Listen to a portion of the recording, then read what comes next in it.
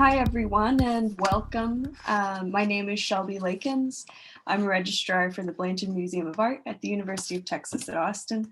I've worked with the collections team for about 4 years and worn many hats throughout that time, but my role right now is as a collection registrar, and I have an emphasis on managing the data integrity for our collection management system. And I'm Samantha Bull. I'm a security supervisor here at the Blanton. I've worked on the security team for almost 2 years, and I worked for the special events team for a few years prior to that. My primary job duties as a security supervisor are managing daily operations of the museum and managing the security department staff, which includes a full-time staff of 14. However, my duties have expanded, of course, through the pandemic to include remote project management and managing and updating our COVID-19 policies at the museum. And so when I proposed this session late last year, I wondered whether it might still be relevant in the spring of 2021. But here we are still online, and I'm still working primarily from home.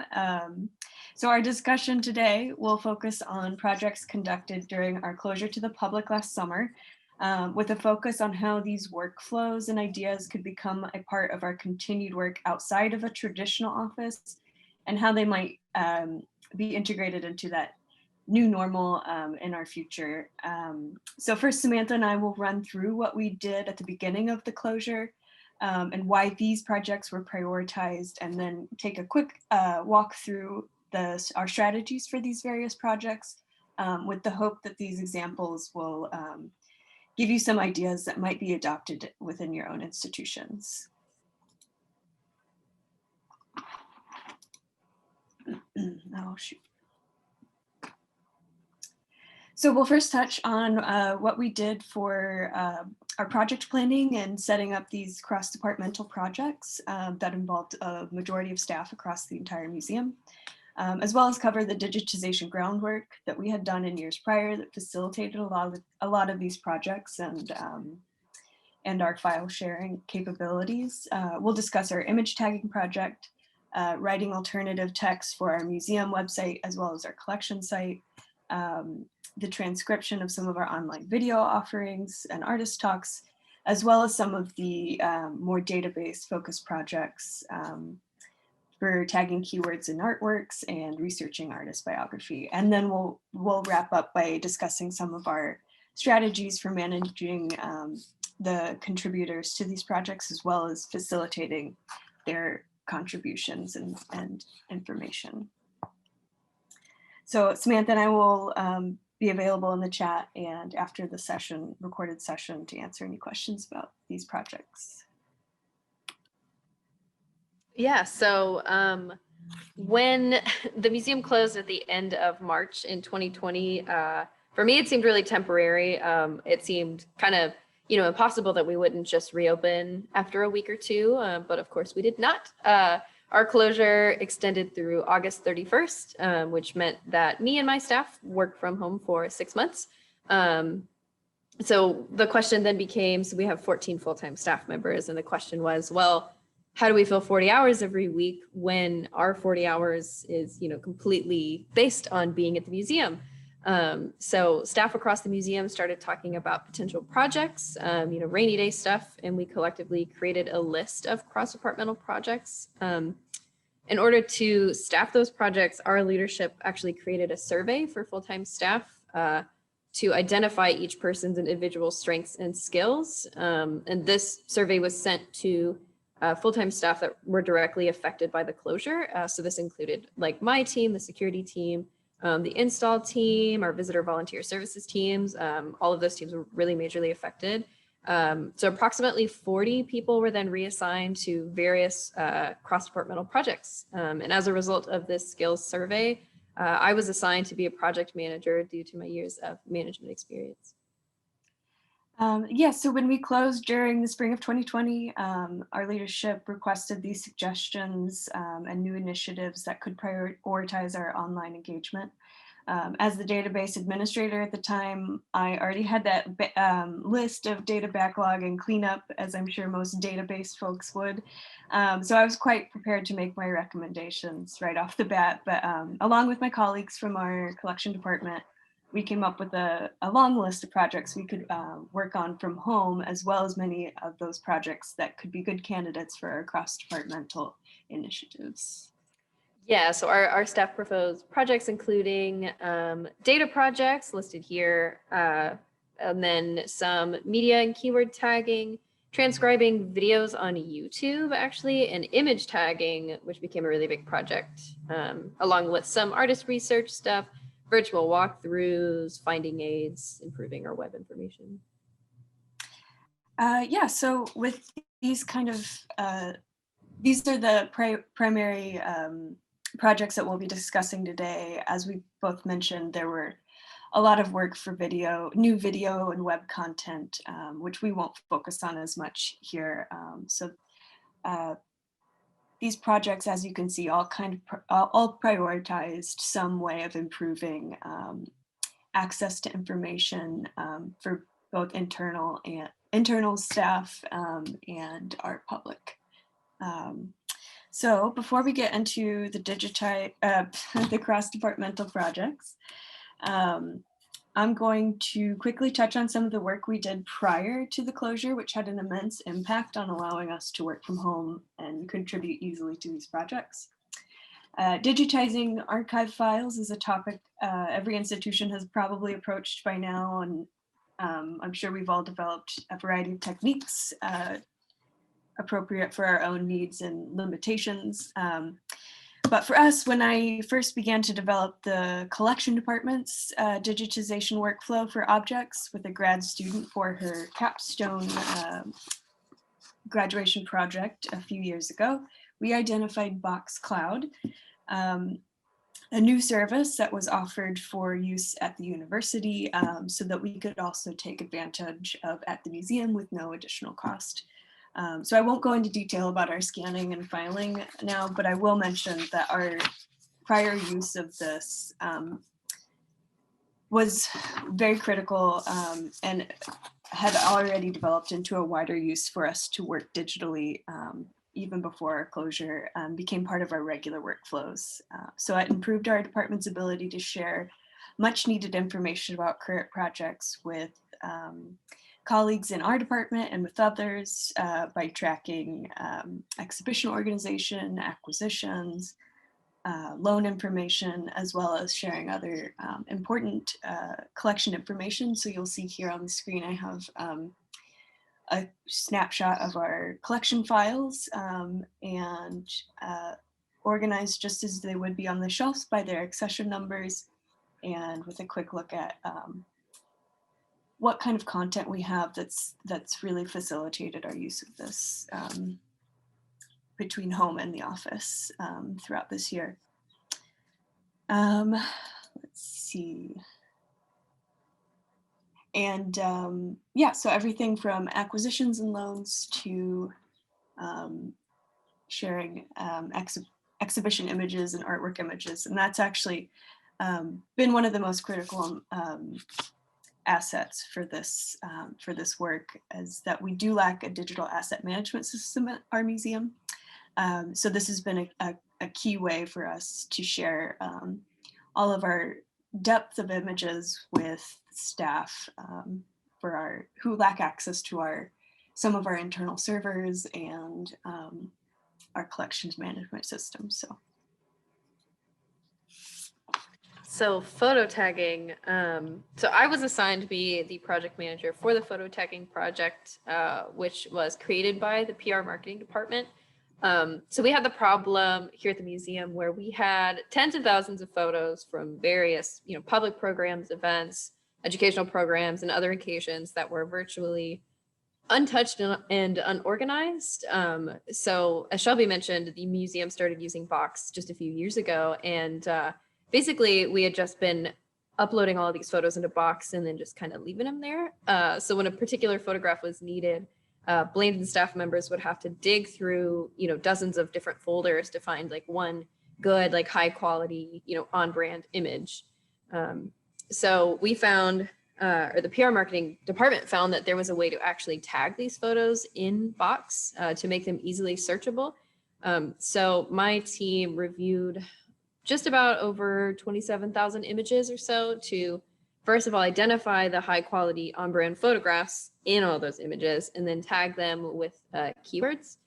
And so this list of keywords was created by our team and included tags like children, couples, development, public programs, artist talks, and specific locations, so like European galleries. And in this photo here, I'm showing you just a little glimpse at what's in our music tag. And so as you'll notice underneath these photos, there are other tags listed here as well that have like locations or specific events. And then to close out this project, we created a tutorial document on how to identify, first of all, high quality photos so that PR marketing staff could continue to utilize the tagging feature and keywords that we created. And the list of tags will assist staff across the museum to quickly find those images, for marketing, online resources, and other outward facing requests for images of spaces, educational programs, and events. And then the alt text program, or the project.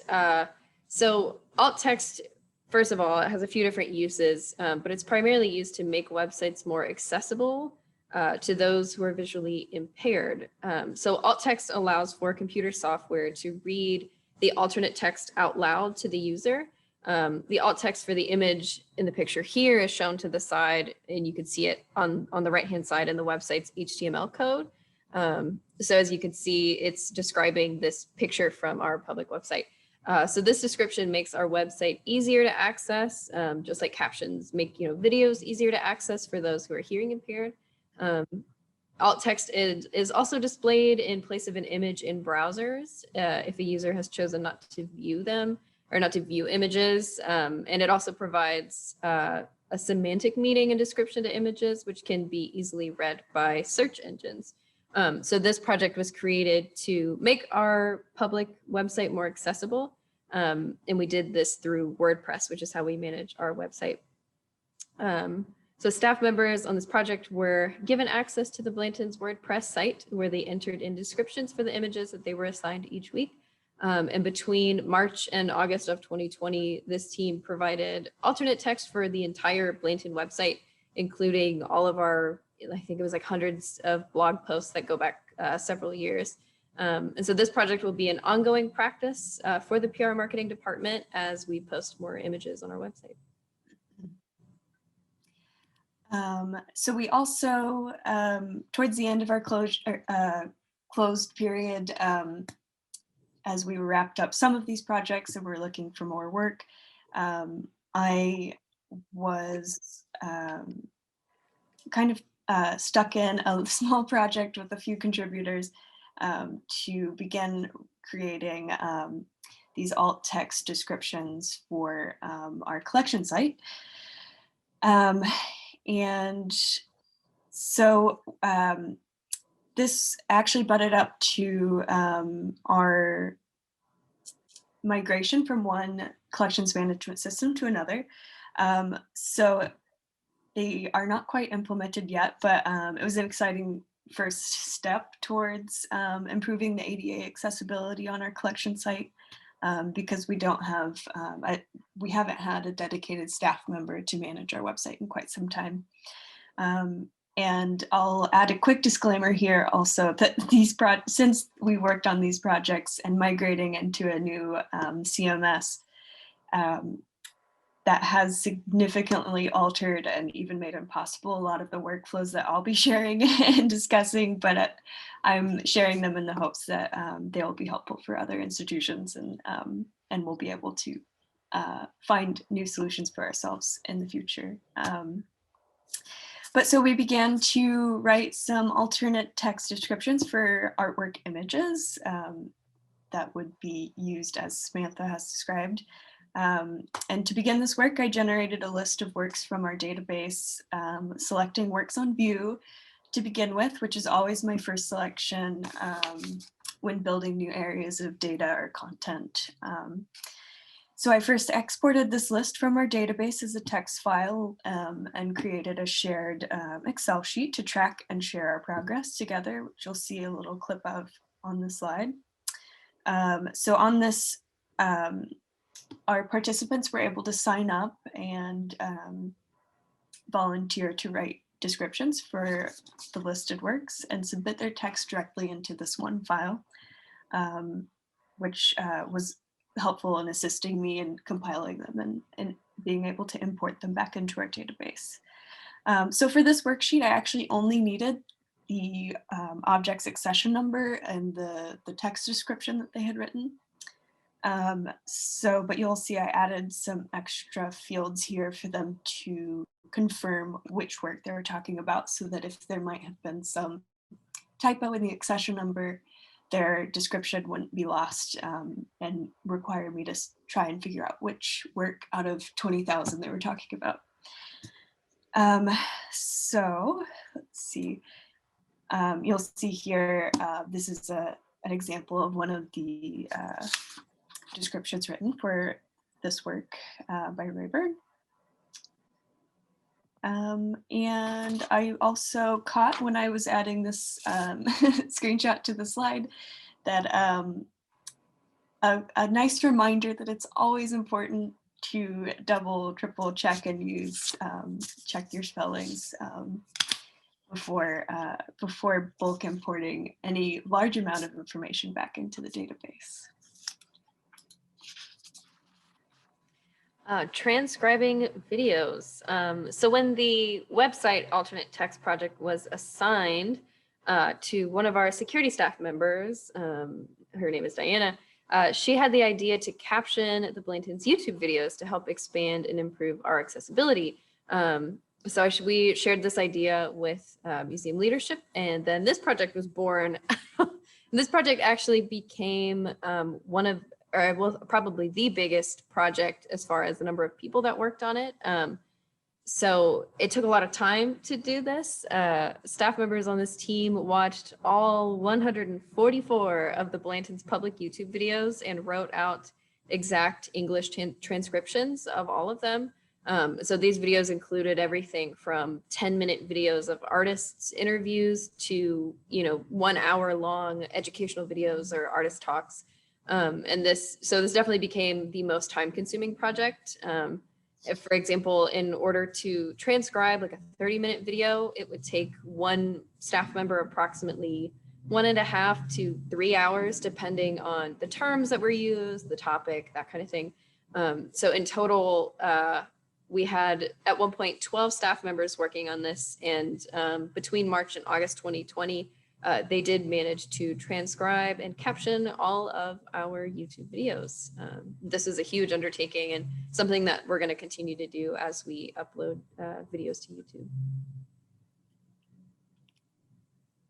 Another data project that we prioritized was to identify keywords for artworks in the collection that hadn't had any assigned yet. We do make our keywords accessible on our current collection site to facilitate searching and related browsing options. And we find them an important access point for both our staff who are looking for taco content, for National Taco Day posts, Texas landscapes, for membership communications, as well as educational programs and tours that might revolve around a certain theme. So again, I prioritized our works on view and made some further selections of recent acquisitions that hadn't been fully cataloged yet from the past few years. And one of the initial challenges was working with our curators to determine how to add new terms to our very concise, meaning small list of internal keywords.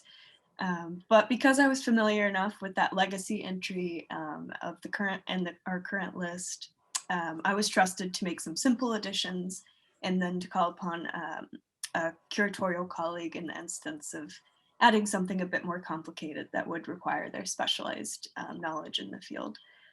So after having many conversations about this, it was obvious that we needed to make some clear expectations for our taggers so that we could limit their work to most simply describing content and subjects of the artworks, like horses, other animals and landscapes, whether work was non-representational, abstract, etc.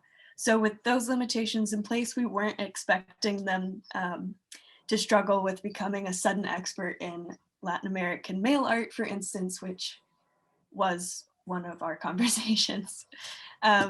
So because of the wider breadth of this project, I think we reviewed about 4,000 objects in all.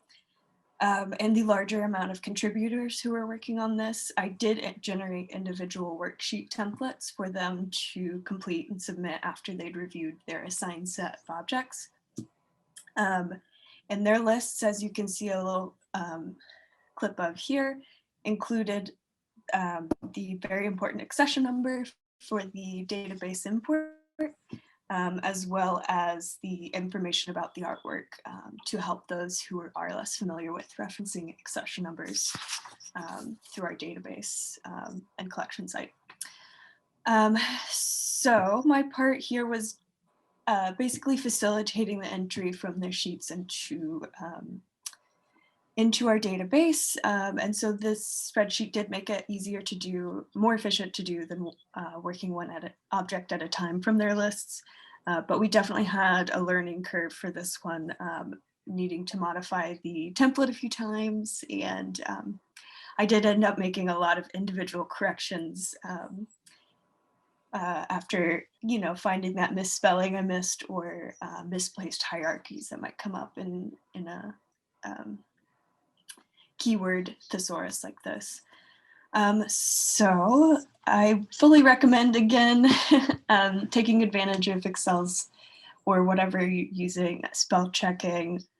Really, I really found that find and replace tools were helpful to standardize terms that might have some variation, and just to check for that consistency before making a mess in your database.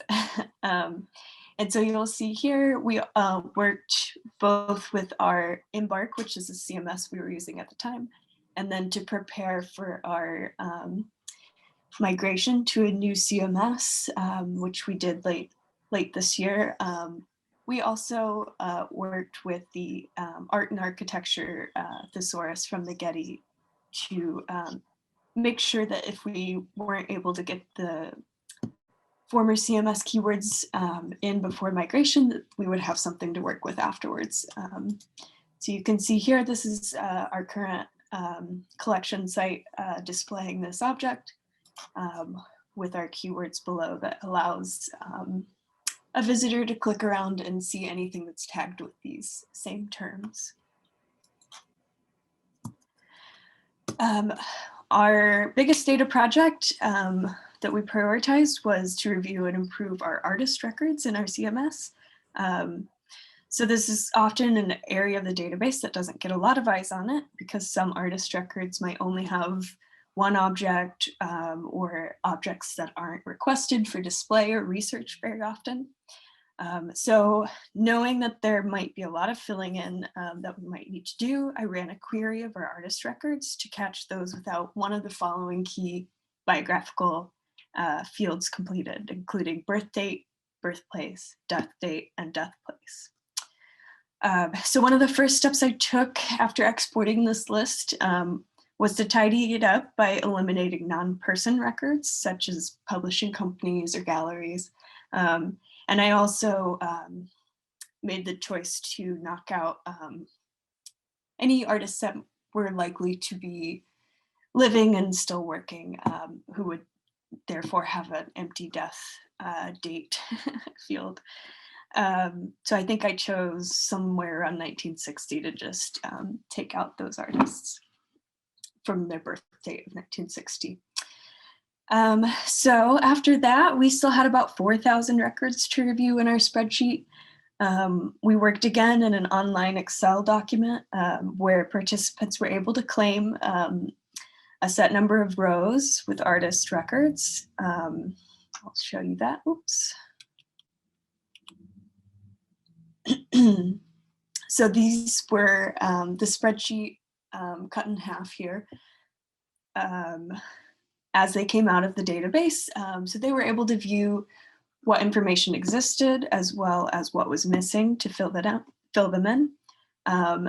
After they were reviewed, our participants could fill in that they were updated or whether no change was needed for those records, which was quite helpful for me to, for my part in facilitating that upload back into the database so that I could just eliminate those rows that didn't need any change and therefore not make any mess in the database again.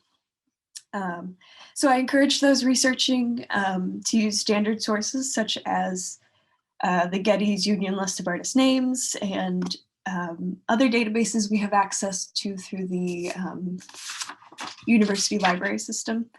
And when all else fails, we have to do some creative Googling to search for artists, websites, galleries, estates, and other collection databases to find information to fill in our gaps. So a lot of the participants were really keen to dig up that hard to find information. And so they began leaving really helpful notes, not seen here on the slide, but that we could also save in our database as a helpful reference for curators and researchers in the future. Let's see.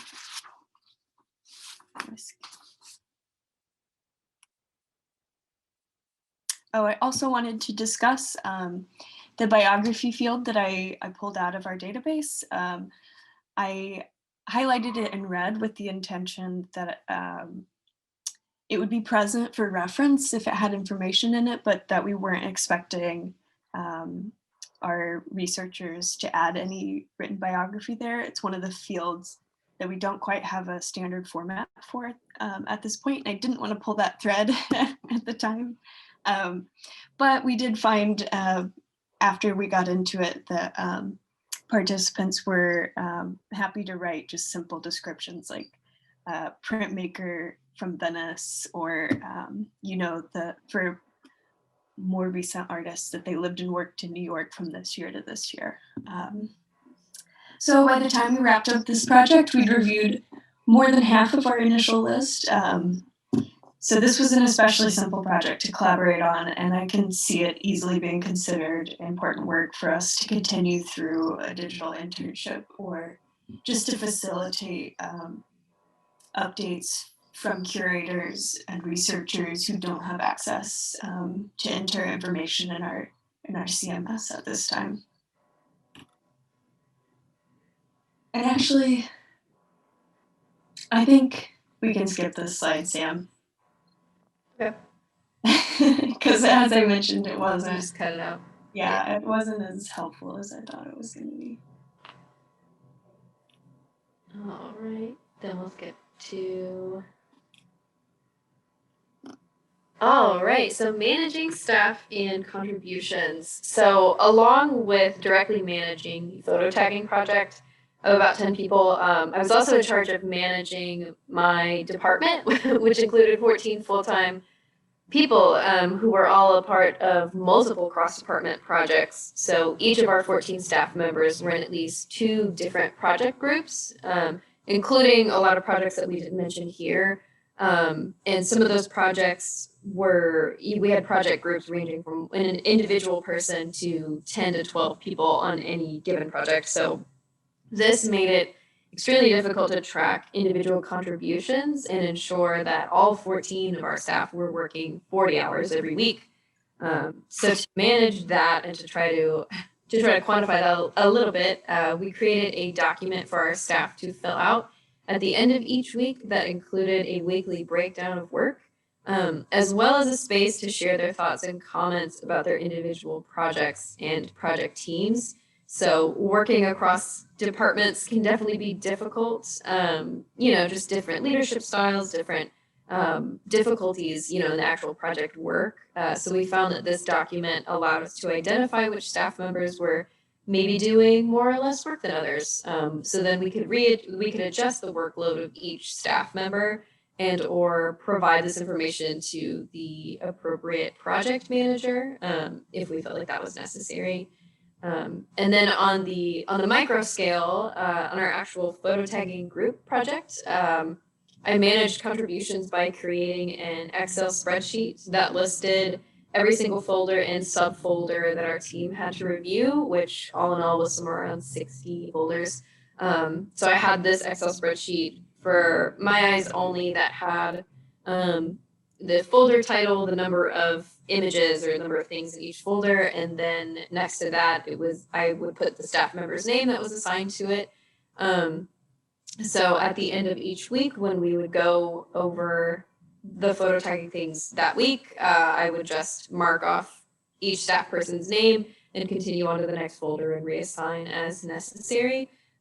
So I kept that Excel spreadsheet just for me to view, because every individual in the group was from a different department. They all had different workloads. So I didn't want it to be, public information that some and others. So I just kept that information for me, and that kind of helped our group as well. Everybody had their own assigned sections. So really, I guess the biggest note that I have on managing staff and contributions was just having multiple pathways for communication and making sure that we were looking at, what everybody was doing. All right, so we've got some resources here and we'll have a handout. The most useful document you'll find probably is our Blanton photo tagging guide that Samantha discussed that we produced for that project. The rest are just general references to a lot of the resources that most of you likely know and use already, but just as a reference for you, these are some of the primary sources that we worked from with our data projects in particular.